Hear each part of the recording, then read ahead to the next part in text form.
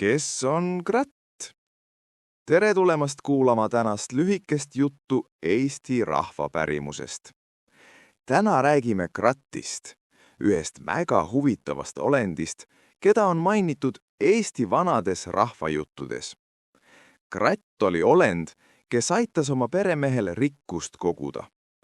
Rahvajuttude järgi tehti kratt vanadest tööriistadest, okstest või luudadest.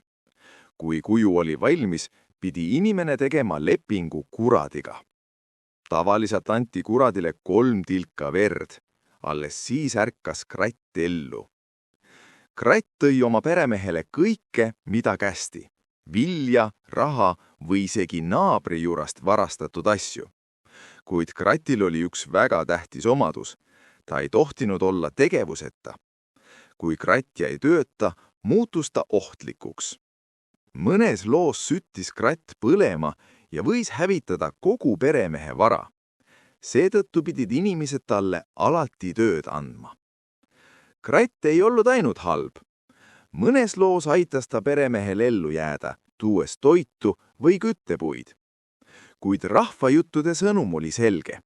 Liiga kiire rikkus võib olla ohtlik. Kratt on inspireerinud ka tänapäeva kunstnikke. 2020. aastal tehti Eestis film nimega Kratt, mille lavastas Rasmus Merivoo. Film räägib lastest, kes leiavad vana õpetuse ja proovivad ise kratti teha. Nagu rahvajuttudes, läheb ka filmis kõik kiiresti ohtlikuks. Kratt on põnev osa Eesti kultuurist. Ta õpetab, et rikkus ei tule niisama ja et iga tegu võib tuua tagajärgi. Aitäh, et kuulasid!